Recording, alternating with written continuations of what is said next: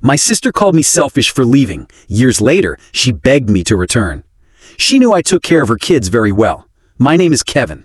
If 10 years ago someone told me I would live far from my family and not talk to them, I would have laughed. Not because I thought it could not happen, but because I could not think of a life where I did not have to take care of other people's kids all the time. I was the third child in a family with 5 kids. Rachel was 3 years older than me and had no worries. The twins, Liam and Lily, were 8 years old. Noah, the youngest, was 5 years old. My mom and dad worked hard jobs. My mom was a nurse who worked 12 hours at a time. My dad was a boss who worked different hours each day. When I think back, I know how it began. No one was mean, it was just easy for them. Rachel worked at a store, had a boyfriend, and went out with friends. I was quiet and did what I was told. They thought I had free time to watch the kids. First they said, "Kevin, can you watch the kids while I go to the store?" Then it became, "Kevin, I will be back in a few hours." After that, they said, "Kevin, you are in charge until we come home." They did not ask if I had things to do. They just thought I would do it. In my 3rd year of high school, I knew I was in big trouble. I was at the library writing an essay for college when my phone rang. My mom said, "Kevin, I need you to get the twins from school. The person who watches them after school is sick today." I looked at my half-done essay. I said, "But Mom, I'm working on college work. Can Rachel get them?" My mom said, "Rachel has to work. You know the twins are waiting for you." I put my things away and drove to the school. The twins got in the old car my parents let me use for family needs, which meant any time they needed a ride.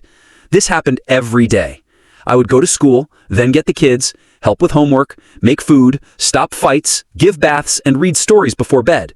When my mom and dad came home at 8 or 9 at night, I was very tired.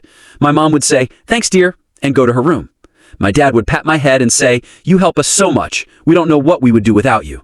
They did not pay me. They did not know I had just worked for 6 hours taking care of kids. They did not think I might have had my own things to do or my own life. At the same time, Rachel worked at a store to save money for school. She went to parties, met boys, and did things that teens do. I could not do these things because I had to be responsible. When I talked about this, my mom just said, "Rachel is not like you, Kevin. She has not grown up like you. We know you will always help us."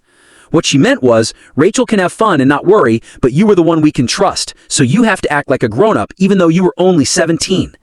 When Rachel went to college, no one talked about who would do the work I did. They just thought I would do all of it now.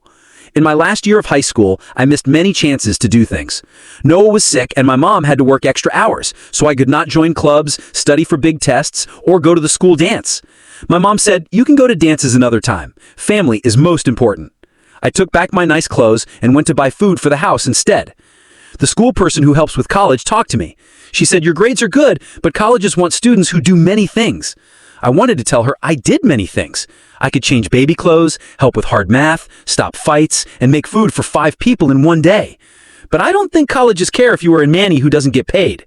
One night, Noah came to my room when I was filling out papers for colleges near home. He was holding his toy elephant with one eye. He said, "Kevin, I can't sleep. Can you read me a story?" I looked at my college papers and then at his hopeful face. I said, "Yes, little buddy." As I put him to bed and read the same book for the 100th time, I felt something sad. I loved these kids very much, but at some point, love became a duty and that duty became a cage. The last straw happened in February of my last year of high school. Rachel called home crying. She had failed 2 classes and the school said she might have to leave. She needed to come back home to fix her problems. That meant she would move back to her old room. Mom and Dad would help her while she worked at the store again. The day Rachel came back, I was making food for the twins after school. She brought many bags and things from her schoolroom. She put her stuff in the living room and looked around. She said, "This place is so messy." I said, pointing to Liam playing with blocks and Lily doing homework with art supplies all around, "Kids made this mess. Kids that someone has to watch." Rachel just moved her shoulders. She said, "Now that I'm back, maybe I can help sometimes." Sometimes. That word stayed in the air like a promise that would not come true. That weekend, my mom asked me to watch everyone while they took Rachel out to eat to talk about her plans for school. I spent Saturday night helping with homework, stopping the twins from fighting, and getting them ready for bed. They came home after 10 o'clock, laughing at something Rachel said. My mom said to me as she went up the stairs, "Oh, and Kevin, Rachel needs the car tomorrow to look for a job. You will have to find another way to get to school." I watched her walk away. Rachel had been home for 1 week, and she was already taking the car I used for 2 years to drive kids around. Her looking for a job was more important than me getting to school. That night, I could not sleep. I opened my computer and looked for scholarships that would pay for all of college in another state. Most times to apply had passed, but one caught my eye. The Morrison Foundation gives money to students who show they never give up. The last day to apply was March 15th. It was February 28th. The essay question was, tell about a hard time you went through and how it made you ready for college. I looked at the empty page and started to write. I wrote, for 3 years I have taken care of my 3 younger brothers and sister while getting good grades in school. I wrote for 3 hours about chances I missed, doing homework late at night, making cheap food, helping kids with bad dreams, love and hate, and the thin line between being needed and being used. The Morrison Foundation would pay for all school costs, housing, and food at 12 schools. I applied to all 12 schools, even ones far away that I never thought about before. Then I waited. In March and April, I did the same babysitting every day. Rachel helped with the kids only 2 times. Many colleges said no to me. The state school near my home said yes, but would only pay for some of it, not enough to let me really leave home. On a Thursday in late April, I got a phone call. I was making mac and cheese and helping Lily with math when my phone rang. I did not know the number. I said, hello? The voice said, hi, is this Kevin Mitchell? This is Dr. Carter Kim from the Morrison Foundation. I have good news for you. I almost dropped the spoon I was holding. Lily looked up and knew something big was happening. The voice said, we picked you to get the Morrison Scholarship. Good job, Kevin. Your essay was very good. The floor felt like it was moving. I said, what? He said, you get a full scholarship to your first choice, Portland State University in Oregon. For 4 years, we pay for school, housing, food, and give you money for books. Oregon is 3,000 miles away, a place where no one knew me as the boy who watched his brothers and sister. He said, you earned this. You are strong and grown up, and I could see it in your writing. After I hung up the phone, Lily pulled my shirt. She said, Kevin, who was that? You look strange.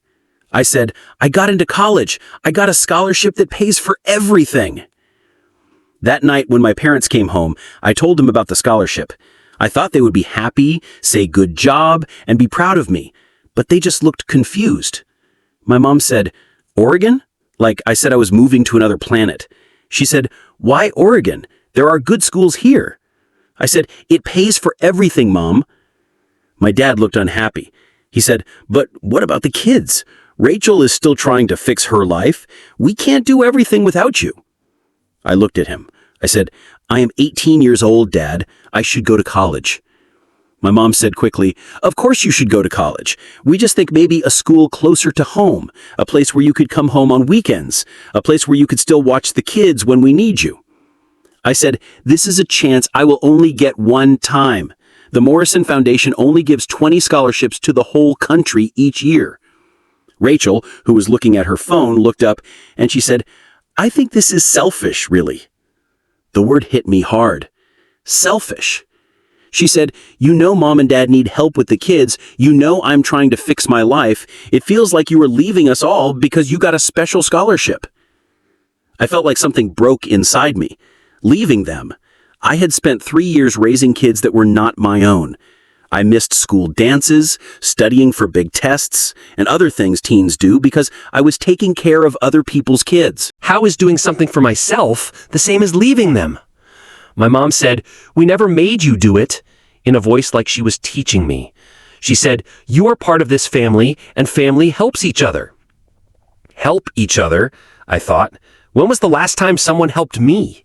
My dad said, we fed you, gave you clothes, and gave you a home to live in. What he meant was, everything you did was for Rachel and Liam and Lily and Noah. You were just the help who did not get paid. The room became quiet. Only Noah made noise as he played with toys. He did not know how stressed everyone was. Finally, my mom spoke in a cold voice. She said, if that's what you think, Kevin, then maybe you should go to Oregon. But don't think we will be happy that you are leaving your family. I said calmly, fine. I will go to Oregon. And since I am leaving everyone anyway, I guess you will have to find someone else to watch the kids. I went to my room and shut the door. For the first time in many years, I did not ask if anyone needed help with homework or wanted me to read to them. The next few weeks were very cold. My mom only spoke to me in short, cold words when she had to. My dad tried to make peace a few times. He said I could go to a school closer to home, but when I said no, he stopped trying and did not talk to me either. Rachel seemed happy about the whole thing. With everyone mad at me, she suddenly looked like the good daughter. She even offered to watch the kids a few times, making sure mom and dad saw her reading to Noah or helping Lily with spelling. I heard her tell mom one night, "See, I told you I could help more. Kevin always acted like he was the only one who could do anything here." The twins, Liam and Lily, were confused about why everyone was upset, but they were smart enough to stay out of it. Noah, who was 5, just knew that everyone seemed mad and that I was not reading him stories at night anymore. During those weeks, I planned how to leave. I learned all I could about Portland State, Oregon, and what it would be like to be a college student 3,000 miles from home. I applied for a job at the school and looked for clubs I might want to join. I started buying things I would need for my dorm room with money I saved from my job at the food store. 2 weeks before I finished high school, my mom stopped me in the kitchen. She said, "Kevin, this has gone on too long. You were being silly." I kept making my food without looking at her. I said, "I'm being silly?" She said, "Yes, this whole Oregon thing is you being mad like a little kid. You think someone hurt you, and now you are making us all pay for it." I put down the knife I was using to put peanut butter on my bread and looked at her. I said, "Mom, in the last 3 years, how many of my school events did you go to?" She blinked her eyes. She said, "What does that matter?" I said, "How many?" She said, "I have been to many of your events." I said, "Name one." She was quiet. I said, "I got good grades every 3 months for 3 years. I was in a club for good students. I gave a speech at the school awards day. Teachers picked me to help other students with their work. You missed all of it because you were working or because someone had to watch the kids." My mom said, "Kevin, you know my job is very hard." I said, "You went to every single one of Rachel's volleyball games. You went to take pictures at her school dance. You had a party for her when she got into college, even though her grades were bad." My mom's face turned red. She said, "That's different." I said, "How?" She said, "Rachel needed more help. She was not as responsible as you." I said, "So I got in trouble for being good by getting more work to do, and Rachel got rewarded for being bad by having other people do her work." My mom said, "It's not trouble, Kevin. It's family." I said, "No, Mom. Family is when everyone helps. Family is when parents take care of their kids instead of making one kid take care of the others. Family is when a teen gets to be a teen instead of having to watch kids all the time." I picked up my food and walked up the stairs. My mom called after me, "Where are you going?" I said, "To my room to work on scholarship papers. You know, for the chance you say I'm selfish for taking." The day I finished high school felt strange and tense. My parents came because it would look bad if they didn't, but they sat like statues during the ceremony and left without asking me to go eat to celebrate. Rachel, who was working at the store that day, was at home when we got back. She said, "How was graduation?" without looking up at her phone. I said, "Fine." She said, "Cool." That was all my family said about me finishing high school. 3 days later, my mom saw me putting boxes in my room. She said, "You're really going to do this?" It was not a question. She said, "Yes. We decided that if you go to Oregon, you should not come back for holidays or summer. If you want to leave your family, then you are on your own." I looked up from the box of books I was packing. I said, "You're kicking me out of the family?" She said, "We're not kicking you out. We're just telling you that if you leave, you can't expect us to want you back when it's easy for you." I said, "So you are kicking me out of the family?" My mom's mouth got small. She said, "Think what you want, Kevin, but don't come crying to us when you see how hard it is to live alone." The morning I left for Portland, only Noah came down to say goodbye. He was still in his pajamas and holding his toy elephant. He said, "Are you coming back?" His 5-year-old face looked very serious. I got down to look at him face to face. I said, "I don't know, little buddy, but I will miss you." He hugged me very hard, and for a second I thought about not going. But then I remembered that even though I loved Noah's hugs, they were not worth giving up my whole future. I said, "Take care of yourself, okay? Be good for Mom and Dad." He nodded his head like I gave him a very important job to do. I put everything that mattered to me in my car and drove away from the house where I lived for 18 years, taking care of everyone. In my mirror, I saw Noah standing in the door, waving in his pajamas with dinosaurs on them. Portland was better than I thought it would be. My room in the dorm was small, but it was mine. The boy I shared room with, Matt, was from California and knew nothing about my family or that people thought I was the responsible one. To him, I was just Kevin, a first-year student studying psychology who liked learning about how kids grow. I knew it was funny that I studied that. For the first time in many years, I could choose what to do with my time. I chose my classes, when to study, when to eat, and when to sleep because I was tired, not because the last kid was in bed. I joined the psychology club and started helping kids at a school near me. I made friends who knew me as someone funny, smart, and good at a game called beer pong, not as the guy who had to leave early to watch kids. I called home 2 times in my first 3 months of school. Both times the person who answered was nice, but not warm. They said yes, everyone was fine. Yes, they had plans for the kids. There was no real news. I stopped calling home. The Morrison Foundation gave me a person to help me, and they picked Dr. Elaine Carter, a teacher who knows a lot about how families work and how kids grow. Every month we met for coffee, and she helped me think about what I wanted to do with school and also about the hard feelings I had about my family. She said in one of our meetings, it's normal to feel bad. She said, when you were a kid, you had to do a parent's job before you were ready. When kids who had to be parents finally say no, they often feel bad and like they left people, even though their parents left them first by not doing their job. I said, but I did leave them. The kids needed help and I went away. She said, the kids needed their parents to find someone to watch them, not to keep using their older son to give up his future. You showed them something important, that it's okay to take care of yourself and that grown-ups should be responsible for their own choices. It took 2 years of talking with Dr. Carter many times before I knew that leaving was not selfish. It was how I stayed alive. In my 3rd year of college, I was doing very well. My grades were very good. I had a job helping a teacher with research. I had a girlfriend named Grace who thought my stories about when I was young were sad and not normal.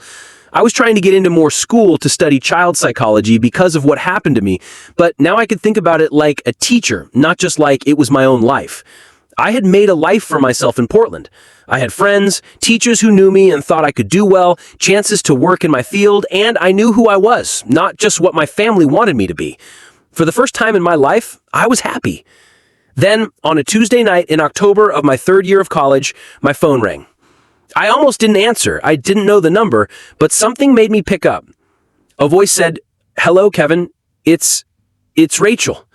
I sat on my bed. I had not talked to my sister in more than 2 years. I said carefully, "Hi."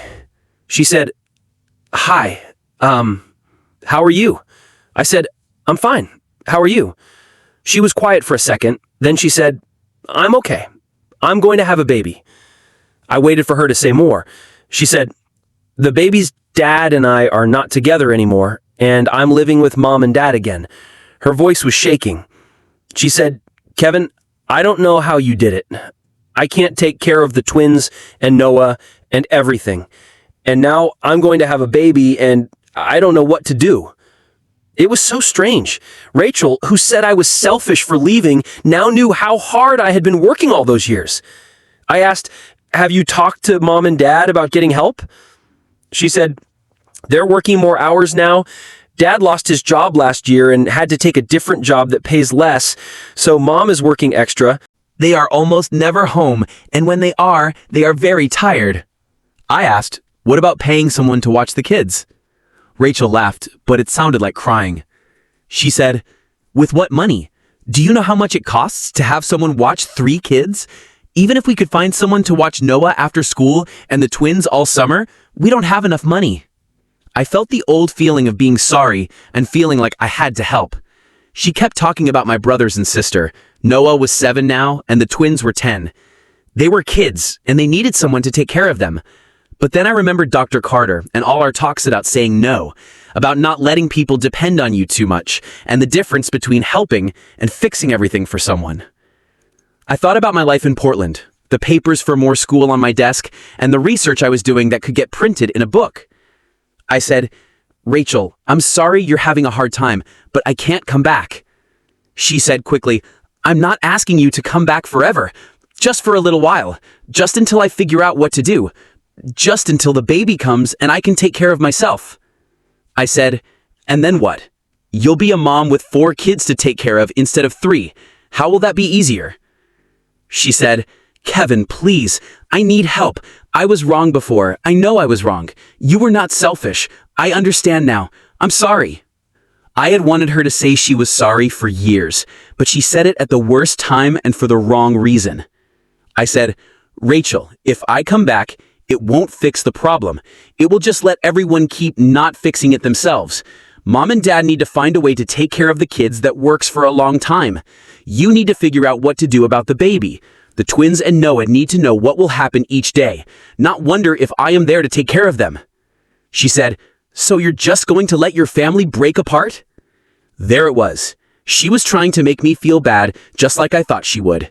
Even though I lived 3,000 miles away, she thought I had to fix my family's problems. I said calmly, "My family broke apart years ago. It broke when Mom and Dad decided my future was not as important as what was easy for them. It broke when you called me selfish for taking a chance that could change my whole life. It broke when they kicked me out of the family because I wouldn't give up my school to be your babysitter forever." Rachel was crying now. She said, "Kevin, please, I know we did wrong, but we need you." I said, "You need help. You don't need me specifically. There are places that can help, Rachel. Look for state programs for moms who are alone. Look for childcare that costs less if you don't have much money. Look for services that help families, but don't call me and ask me to do the job that almost broke me." She said, "I don't know how to do any of that." I said, "Then learn. The same way I learned to take care of 3 kids when I was just a little older than Liam and Lily are now. The same way I learned to fill out college papers while working almost full-time watching kids. The same way I learned to make a life for myself with no help from the people who were supposed to love me no matter what." After I hung up the phone, I sat in my room for a long time. My roommate was at his girlfriend's place, so I was alone and could think about what just happened. A small part of me wanted to buy a plane ticket and go home. This was the part of me that since I was little had been taught to fix everyone's problems and to not do what I wanted because of family. But a bigger part of me, the part that had gotten stronger in the last 3 years, knew that going back would fix nothing and would cost me everything. I called Dr. Carter instead. When I told her about Rachel's call, she said, "Kevin," and her voice sounded worried. She asked, "How do you feel?" I said, "I feel bad, mad, and glad.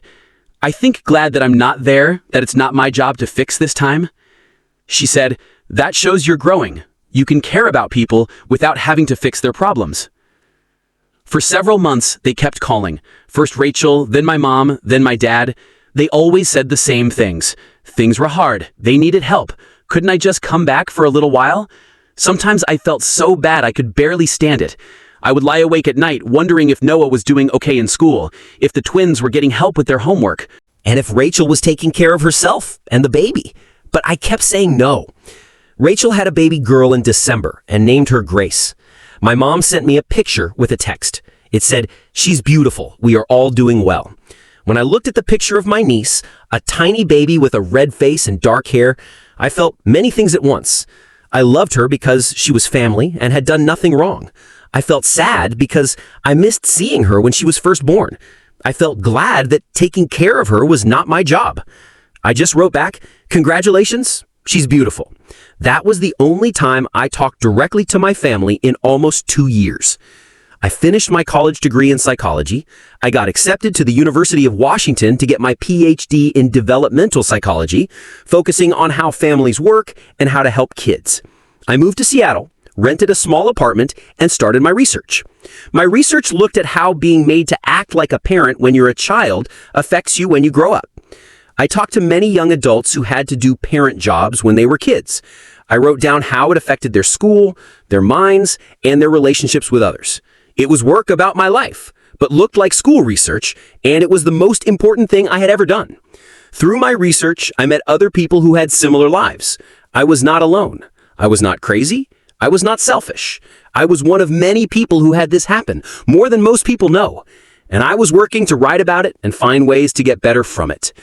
My phone rang on a Wednesday afternoon, 5 years after I left for Portland, and 6 months after I finished my big research paper. Another number I didn't know, but this time it was from the area where I grew up. I answered without thinking, A voice said, "Kevin?" Oh, thank God, it's Dad. I had not heard my dad's voice in years. He sounded old and very tired. I said, "Hi, Dad." He said, "Kevin, we need to talk. Are you free to talk?" I was looking at information from my research about how to take care of kids who have been through hard times, but something in how he sounded made me stop. I said, "I can talk for a few minutes. What's wrong?" He said, "It's your mother. She had a stroke last month. She's not doing well, Kevin. She's in a place that helps people get better after being sick, but it costs a lot of money, and someone needs to plan her care. And Rachel has too much to do with the baby, and Noah is having trouble in school." He was talking fast, like he had been waiting to say these things for weeks. I said, "Dad, slow down. How bad was the stroke?" He said, "She can't move well on her left side. Her talking is affected. She will need to keep getting therapy and probably will need help for a long time." I said, "I'm sorry. That must be very hard." He was quiet for a moment. Then he said, "Kevin, I know we haven't talked in a long time. I know we didn't end things well between us, but we need help." He said Rachel can't handle everything, and I'm working 2 jobs just to pay for the medical bills. The twins are in junior high now, and Noah is having a hard time. I asked, "What are you asking me to do, Dad?" He said, "Could you come home just for a little while, just to help us figure out what to do?" It was the same old request, the same old idea that my life could be changed, that what I wanted didn't matter, and that the only reason I was valuable to the family was to fix problems I didn't make. But this time, things were not the same. This time, I had 5 years away from them, a PhD degree, a job, and most importantly, I knew who I was, not just what my family wanted me to be. I said, "Dad, I'm sorry about Mom. I really am. And I'm sorry you're all having a hard time, but I can't come back." He said, "Kevin, please, I know we made mistakes. We kicked you out of the family." I said, "Mom said I was selfish for taking a scholarship that paid for all of college. None of you talked to me for 5 years. You don't get to call me now and ask me to fix problems that were getting worse long before Mom had a stroke." He said, "We didn't kick you out. We were hurt that you left." I said, "You were hurt that I stopped watching your kids for free." He was quiet. I said, "Dad, I love you. I love Mom. I love all my brothers and sisters." But loving someone doesn't mean giving up your life for them, especially when they showed you that your life doesn't matter to them. He said, "Your life does matter to us." I said, "Then why didn't it matter 5 years ago? Why didn't anyone care that I was missing out on being a normal teen because I was a full-time babysitter? Why didn't anyone care that I said no to colleges near home to take a chance that could change my whole future? Why didn't anyone help me when I finally tried to make something for myself?" He said, "We were scared. We didn't know how we would manage without you." This was the first time anyone in my family had told me the truth in years. I said, "Dad, that was your problem to fix, not mine. I was a kid. Kids should not have to fix their parents' problems when they can't do their jobs." He said, "We know that now. Rachel told us. She told us how hard it was. She couldn't do it even for a few months. She said she doesn't know how you did it for years." I felt good for a second, then sad. It took my family 5 years and a big problem to understand what I had been trying to tell them all along. I said, "I'm glad Rachel understands now. But Dad, I can't fix this. I have a life here. I have a job, research work, things I have to do. I can't just leave everything and come back to be the person who fixes the family's problems." He said, "What are we supposed to do?" I said, "What many families do when someone gets sick. You look for help. You call people who can help. You look for people who can help with care at home. You find ways to make it work that don't need one person to give up their life." He said, "We don't know how to do that." I said, "Then you learn. The same way I learned to take care of kids when I was 17. The same way I learned to do college papers and get scholarships and make a career with no help from my family." After I hung up, I sat in my office at the hospital for a long time. Through the window, I could see parents bringing their kids to see doctors. They looked worried, hopeful, and very tired. They were all trying to do the best they could for their kids. I thought about my research, about all the families I had studied who found ways to get better from bad patterns and make healthier ways of being together. It was possible, but everyone had to be willing to change, to stop playing old parts and learn new ways to talk to each other. My phone buzzed with a text from Rachel. It said, "Dad said you won't come home. I understand why, but can we please talk? I looked at the message for a minute before writing back. I said, I'm willing to talk, but not about me coming home. If you want to talk about help for mom's care or about child care, I can help you find information. She wrote back right away. She said, that might help. I'm drowning, Kevin. I never knew how much you did. For the next 3 weeks, Rachel and I talked on the phone many times. We didn't talk about me coming home, but about real ways to fix the family's problems. I helped her look for state services for families with medical problems. I found information about childcare that costs less when you don't have much money, after-school programs, and people who can help give family members a break. I even put them in touch with people who help families who have a hard time taking care of sick family members. My family slowly found a way to make things work. Mom moved from the place that helps people get better after a stroke to a smaller place closer to home. Dad worked fewer hours at one of his jobs so he could help take care of Mom and spend more time with the younger kids. Rachel got a part-time job where she could choose her hours and put Grace in a daycare that costs less because they don't have much money. It was not easy for them, and it wasn't perfect, but it worked. Most importantly, I didn't have to give up my life. 6 months after Dad called, Mom was able to come home with help from someone who works part-time. Her talking had gotten much better, and while she still had trouble moving, she was okay. Noah was doing better in school after getting help with his work and more help at home. The twins had gotten used to their new way of doing things. Rachel called me one Saturday evening in the spring. I asked, "How is everyone doing?" She said, "Better. Really better. Mom gets stronger every week. Noah got good grades this semester. Liam and Lily are both playing soccer now." I said, "That's great."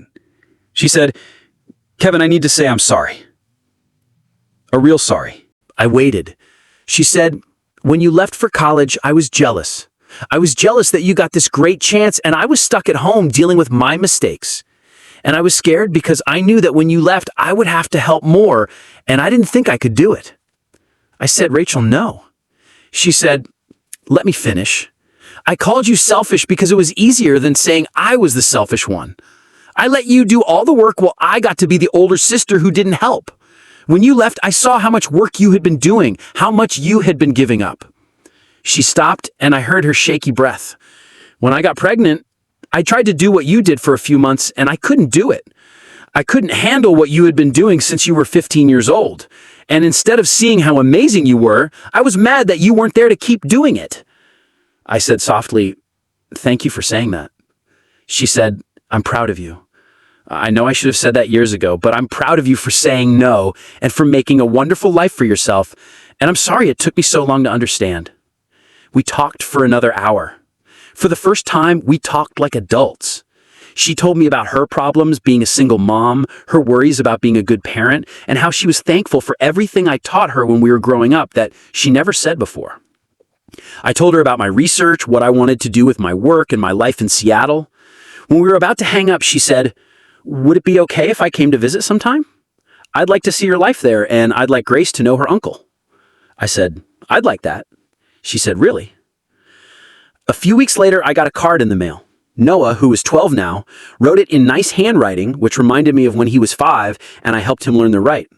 It said, "Dear Kevin, Dad told me you helped find the programs that let Mom come home. Thank you for your help. Even though we were mean to you, I miss you and hope to see you soon. I still have the elephant you fixed. Love, Noah." I felt love for the little boy who hugged me goodbye in his dinosaur pajamas. I felt sad about the years we lost. I felt glad that we might be able to make something new. I do talk to my family now, but it's because I want to, and we respect each other, not because I feel I have to or feel bad. Rachel comes to see me once a year with Grace, a happy 5-year-old who calls me Uncle Kevin and likes to go to the science museum. Noah and I text a lot, and I have been able to help him with his college papers and scholarship essays. The twins are teenagers now, busy with sports and school, but they tell me what's happening in their lives. Mom and I talk on video every few weeks. Her talking is almost back to normal, and even though we haven't talked much about the past, she tells me she is proud of what I have done. Dad and I email each other about family news and my job. It's not the close family relationship that other people have, but it's real. It's based on knowing who we really are, not who the hard times and bad patterns made us be.